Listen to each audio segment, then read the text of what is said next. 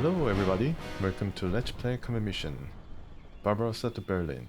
So this is the second episode in the Kurovitsy 5 AM mission, and I played the first 10 turns. You can check it in the last episode. And now we are at the 11th turn, or 11th hour, I don't know. I think it's 11th minute though. Yeah, so it has been, just play 1/3 of the mission, and I'm just counting the troops that are on the ground. And has not been that successful so far because of the sheer number of the Russians they're defending. And here we find another one, a recon guy just across the road. I didn't realize this, but yeah, this guy was apparently hiding, and now we luckily were able to find him. And I think he's one of the units that are they were situated on the front lines to recon and also to snipe. And I think we got some casualties. We suffered some casualties from their shots. So we are very much honing in on them, trying to get rid of them. Yeah. On the right flank, we try to also press on ahead because I feel a bit anxious about the tardiness of our progress until now. Yeah, I'm basically using every able body here with a weapon in their hands in order to drive this guy out or even eliminate it, because it's going to be a big impediment if this guy survives another turn. So we're basically pulling all the stops here and trying to get this guy. And hey, it's still working. It's still working. Already suppressed. The tanks are providing moving fire on the other side. And this guy is... oh, okay, so yeah, gets eliminated even before exiting the building and running away. Or another building, that could have been another massive headache. And the tanks are also moving. Yeah, this guy is hiding from the tank, but I see you, guy. I see you. And yeah, we need to also make a similar effort in trying to get rid of this guy. This is a big house that we are supposed to enter by the end of last episode, but couldn't. Yeah, so these guys in the foliage, we need to make a move. And these tanks are making a bit of brisk progress on the right flank, right side. And these tanks are not lumbering at all, it's pretty quick, and I think because of its veteran status, they do adhere to commands very quickly. I like that about them. I guess they were involved in Battle of France or something, but yeah, they're pretty quick. And they take orders very well, even under some heavy fire, especially for infantry. So now in turn 12, trying to plan ahead. Obviously these guys really need to move. And there's a building that has just been vacated, so we move one unit there in order to see what's up ahead. And the tanks are basically amassing onto another building with a confirmed target in it. Has caused some headaches in the last episode. And yeah, we are basically assaulting that big building that we were supposed to enter 2 turns ago. So making a run for it while the tanks are trying to cover them on the other side. Actively looking out for them in the shooting arc. Although, I mean, there was a mistake made here, as you can see. And I'm recording this after the, I think you probably realize that I'm recording this after everything has been played and edited. And here we go. Yeah, graveyard guys are now being driven out. They're trying to head toward that cover on their left, but we are able to see them pretty well in the sunny weather. And these guys entering the building safely, but they do make themselves scars because I guess they're being pressured, they're being shot at. These guys are, yeah, the biggest move I'm making, and the tanks are not really helping them, not really shooting at the targets that are taking pot shots. Another group driven away from graveyard. I hope I'm not speaking too fast. Yeah, as you can see, I'm trying to focus on those guys who are the most important.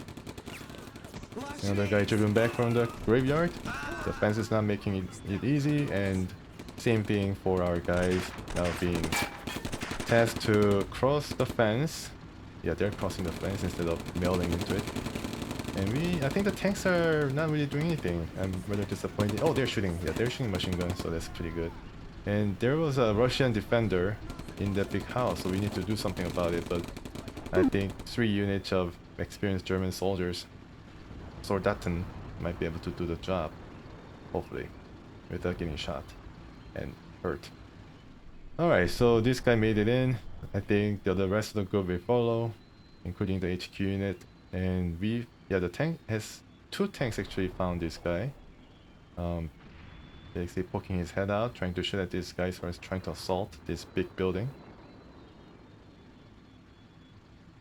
The bottom floor, yeah, we are trying to assault right away and trying to have a look-see on the other side what is happening, because there are so many Russians, just so many Russians all over the place. So I'm sure they will get shot right away, so we need to be very careful about how to even position the guys when they enter the building.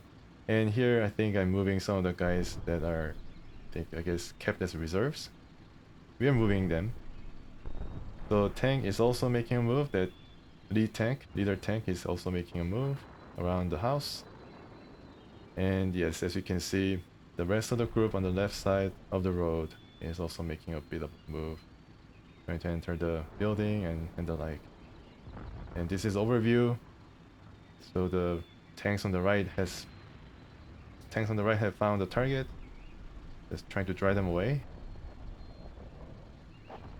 And most of the opponents are of the green experience already, so they do run at the slightest bit of trouble. And we are basically assaulting them. Yeah, so this is what assault looks like. If they find the guy behind the cover, they throw a lot of ordnances at them. I guess they're pioneers, so they have a lot of weapons and explosives. And as you can see, I found some guys shooting at our guys who are trying to advance on the left side. So these new enemies are opening up. And we get shot, and I think there's some casualties. And here's another guy who's trying to maybe outflank us or something, outflank the tanks, but we find them pretty quickly from the elevated ground. So yeah. And these guys are the guys who just opened up as our guys are assaulting the big house. A new headache. As you can see, yeah, they're just shooting at their, I don't know what guns they're using, but machine guns, SMGs, and some of them are driven back because of the fire's too fierce. But the majority of the units have made it, so they have basically the HQ unit has been able to enter the house, into the building, and is now trying to track some other enemies on the other side, and they have found 2 units to be exact. And over on the yonder on the left side, there are some other units, yeah, who are actually shooting at us, and I think driven one of our guys back. Yeah, that's unfortunate, but we need to make that big house as our next, I guess, next launching pad or next area that we have to regroup. So we bring some of the guys, including the flamethrower, and he's tired. He has been running, but yeah, I think I'm just going to rest him and then finish the trip later on when the fire kind of dies down, because I mean the flamethrowers are probably priority number 1 for the enemies, even more than tanks. The tanks are kind of expanding toward the newly identified enemies, and there are a lot of units hidden in the bushes. I don't know whether they're trying to ambush us, but I think we'll be able to do better because of the cover that we have. And we have found a couple of targets still in the graveyard. One has been driven away, but one is still inside. So we need to make sure that we apply some pressure so that they don't get shot from everywhere. Turn 14. Yeah, so it moves really fast. And as you know it, these guys are trying to run away.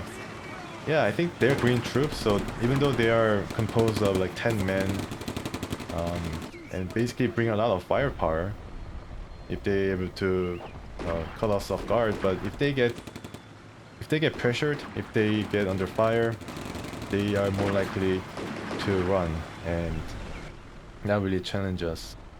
This is what I have found in the early goings in this episode, especially as I go into turn 14 and trying to drive them away as much as possible, but that might give unintended effect of kind of pressing them into one area to make the defense more robust because of the sheer number of guys who are pressed into that corner. And here is a flamethrower, walking very gingerly, not a care in the world. Is he trying to approach the house and get shot right away? But he's not phased. He's not. He doesn't care. The rest of the guys who were there were like kind of ducking immediately, but that guy doesn't care anymore. Too much walking. Yeah, so the tanks on this right side is still on the elevated ground, higher ground, so it's really good vantage point. I made the right decision to bring at least 2 of them there, but unfortunately they're being kind of blocked or bottled in by this rocky terrain, so need to make a move in order to cross it, and I'm obviously afraid of the tanks breaking down in the rough terrain because that has happened a couple of times before. Although it wasn't German tanks, it was American tanks that got bogged down over rails, over some rough terrain, so need to be very careful. Yeah, so we are trying to identify some new targets over there in this building. There's the new cover that we have occupied. So we're basically what you call building hopping. Yeah. So from building to building, we try to advance, trying to drive the Russians out of the occupied ones, and also bringing some heavy firepower, concentrated firepower if needs be in order to cover them as they advance. The tanks are doing a pretty good job now as the infantry helps to move ahead. Yeah, these guys, especially the flamethrower, is going to enter the building while the other guys are trying to shoot at whoever was shooting the flamethrower, because flamethrower needs to be protected and cuddled until they can unleash their fire. They only have 6 or 9 units of ammo. I don't know how that works. Maybe they have 9 liters of fuel or something, but it doesn't seem that much. Yeah, so the other guy who has been driven back is entering the building, and this guy is, I don't know where he is. Oh, he's just outside of the big house. Yeah. I'm sorry if this gets a bit frenetic. I'm trying to kind of convey the emotions or convey the status. Oh, another Molotov cocktail. Yeah, it gets a bit hectic here. Try to kind of represent or kind of deliver that chaotic nature of battles as they appeared to me as I was playing it. So yeah, firing everywhere. We are trying to drive these guys out, defenders out, and some of them enter the church, which is not good because they can defend the place. It's a really heavy building, all like masonry and rocks and all that. And we found another guy near that big house we would like to occupy if possible because of newfound. Oh, here the anti-tank team is trying to rush our tanks, the Panzer 2s, but he got found out. Yeah, too bad. Too bad for that Russian guy, anti-tank team, but definitely have to give them kudos for bravery in rushing our guys. Yeah, another anti-tank team here. I don't know how the tank was able to find it out, but they're really good at yeah, rooting them out or something. Maybe they have a pretty good optics or something. Because none of them are unbuttoned, so yeah, it's kind of interesting how they're able to figure out. Maybe because of radio or the leadership ability kind of affects them also. Alright, so on the left side we try to make our way into that big building once again. And I'm just trying to see what's the best approach to go in there. So we're going to run into the brush and use a command that really helped me, or seems to help me right now, until now, which is advance. I think advance is a bit more, it's a aggressive move, aggressive kind of, not a march or anything running faster than moving, but it also takes account of the cover element. So I think the manual described it as being infantry kind of seeking out cover when they're trying to advance quickly to a designated position. So they're moving from cover to cover. This guy tried to move out of the cover and got shot. There was a anti-tank team, and this is another anti-tank team. Not doing too well. Oh, okay, so a tank got hit. I don't know, it's definitely not that tank hunter team, but yeah, the tank has been hit, but has not been knocked out, so that's a bit of distinction I like to draw. It can still shoot, but immobilized, so that's unfortunate. It has become a glorified pillbox. And we are trying to rush ahead using the cover, using the advanced command, as I said. It's kind of moving fast, but in being mindful of cover where they can actually, you know, after they finish moving or while moving, they're more prone to kind of duck down and be prone and be protected. So I think it's a pretty good compromise between running and maybe a sneak or something, because sneak has been incorporated into crawl move as well. So sneak is just too slow. Yeah, the van seems to be pretty good. Um, and assault is basically all out running into one place to, you know, I think you saw it, right? When we were trying to assault that building, they basically throw everything and then, yeah, pin the enemy before moving in mass.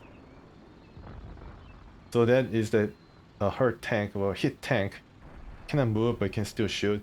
And it seems pretty good vantage point because they can actually, yeah, aim at all this area where there were some confirmed Russian sightings.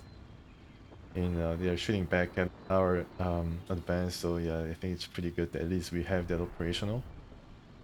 And here I'm trying to get out of the rocky area that kind of limits our movement. And here, yeah, we are trying to move and be with the rest of the unit as we try to move up and then take positions in further, you know, along the road that is. Yeah, so we are trying to use the road in order to enter into buildings and then use the buildings to kind of help each other out as we cover our advance from left side of the road and the right side of the road, and the tanks will trying to cover the infantry as best as possible. And here we are trying to run and then yeah, run into this cover, and I think the HQ unit is taking charge. Yeah, so he's leading by example now. As you can see by all the red lines, it is affecting a lot of the guys, and basically looking up to this guy to make the move against the Russian onslaught here. Yeah, there are a lot of Russian guys. I think I mentioned it like many times, but yeah, they're all like 10-man units, 10 or 11. And if they shoot, might not be as accurate because of the veterancy, but it still covers a lot of, I think, cover a lot of distance. And I think, yeah, I'm trying to highlight the buildings where I can use to capture the first objective, which is the church.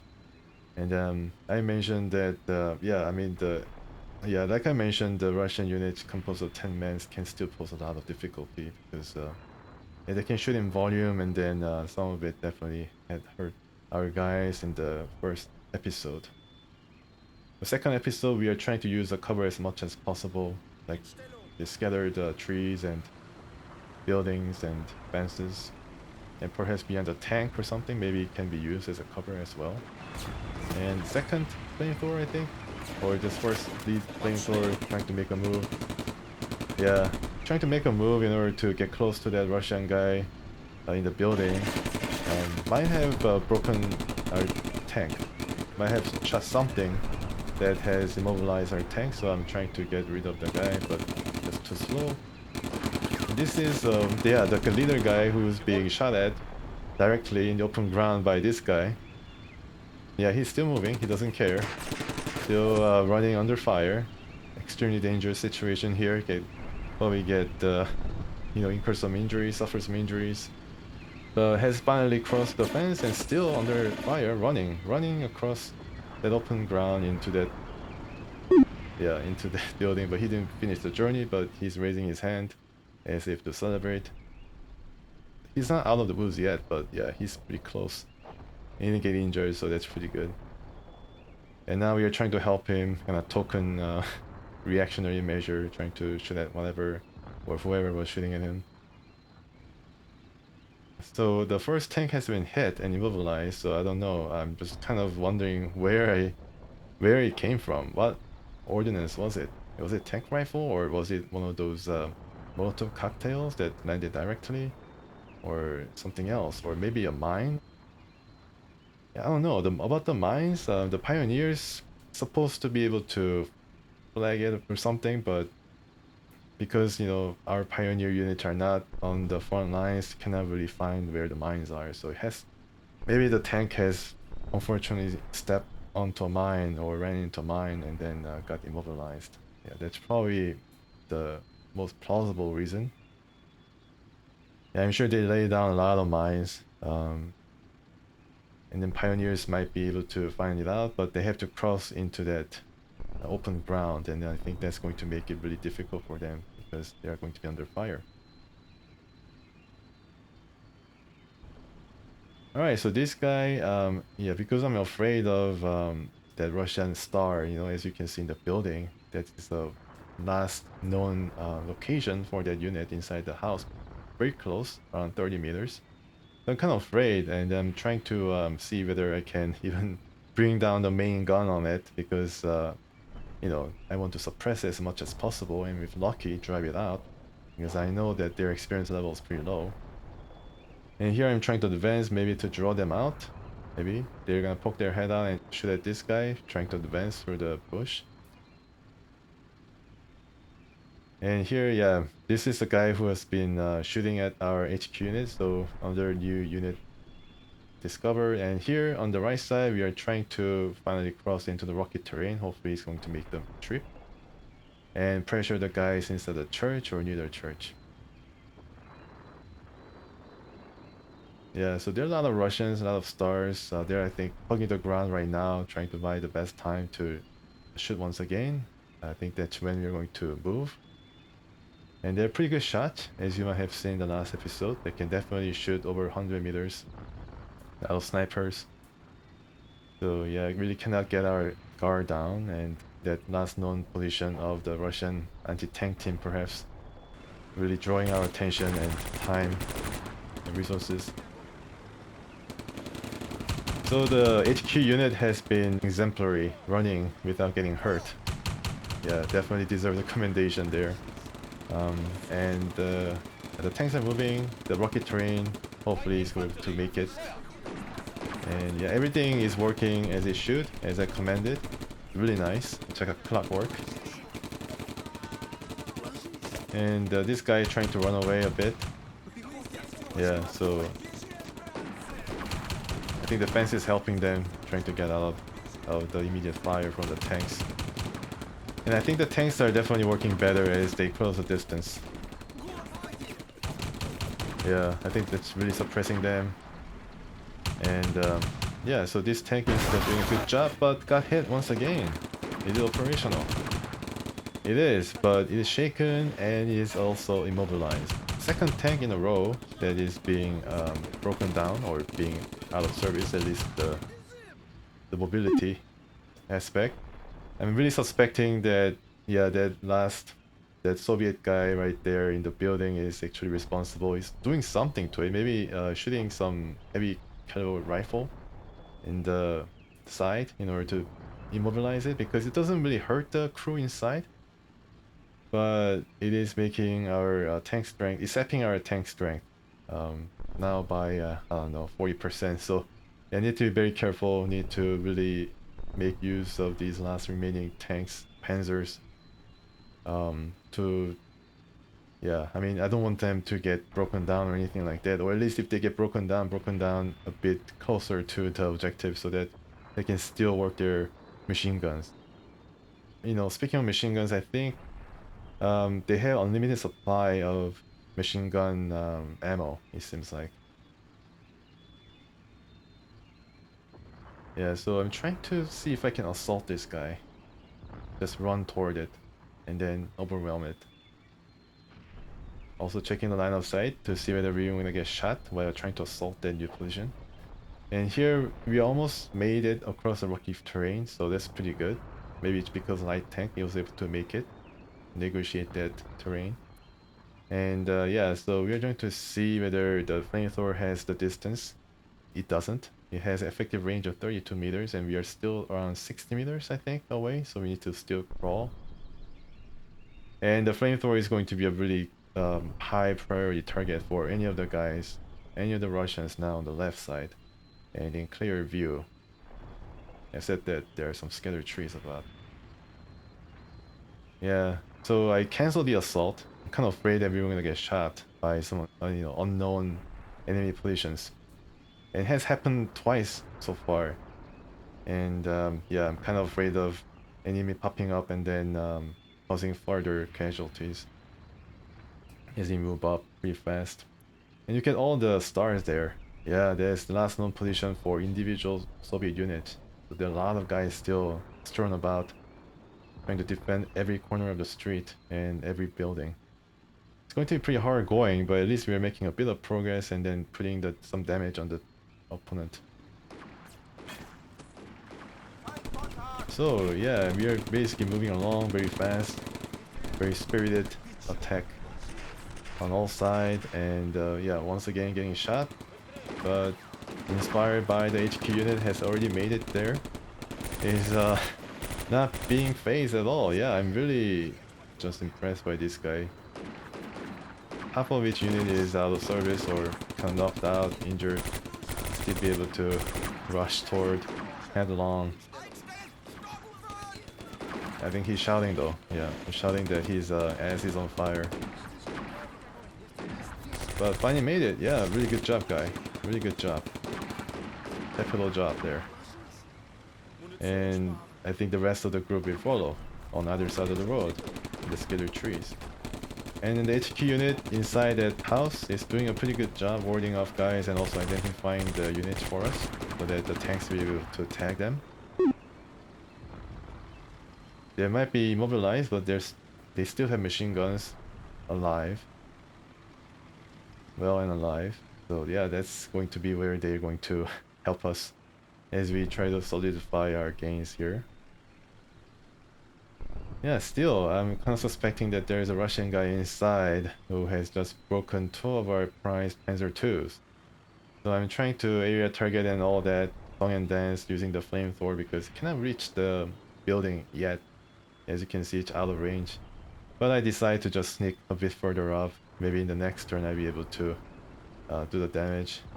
And here I'm able to close the distance enough with the other tank as well in order to yeah, definitely get really close to the church and then kind of warm the seat or prepare the way for the infantry to take it over.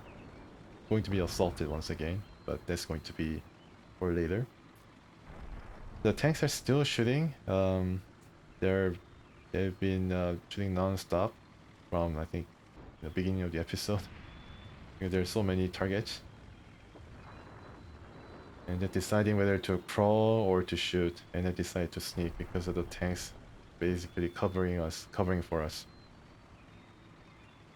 Yeah, also the flamethrower is trying to sneak.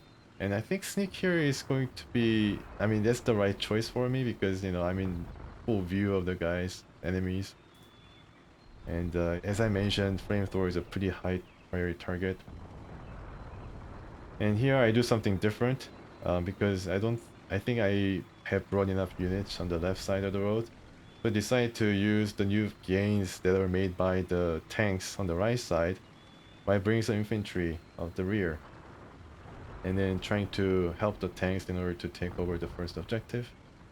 Well, the tanks themselves are going to try to drive these targets out adjacent to the first objective, which is, as you can see, the big church over there with a dome on it. Yeah, so this is, I think, turn 20, right? Yeah, I think it's turn 20. And we're still trying to see whether we can... Oh, actually we are starting. Yeah, so this is turn 20, so last turn for this episode. And we need to really make a, you know, big move here. Well, not really, but we can just continue on our yeah, on our path of progress here along the road. And we have identified a lot of Russians along the objective, the red brick house. And also we are moving out, and we are immediately targeted by one of the other guys who are rushing toward, trying to take a position to prepare for the attack on their left flank. Yeah, so we are making our way, and it's pretty quick. And this guy suddenly appears, the anti-tank team. Yeah, throwing Molotov cocktail in a very inaccurate fashion. The other flamethrowing Russian, he's eliminated pretty quickly. So very brave, but not really effective. tanks are kind of unfazed and is ready to open the way for the infantry to take over the church. Alright, so this has been the second episode in Kurovitsy. I think I continue doing this format of presentation. I think, a bit shorter, so it's going to be a lot enjoyable, perhaps. I mean, a bit more action-packed because I don't really waste any time in trying to, yeah, like regale you with my observations. Anyways, yeah, I hope you enjoyed this episode. We are going to come back and try to see if we can take at least one objective out of 3 and then deliver more fire to the opponent. So hope you enjoyed this once again and see you next time.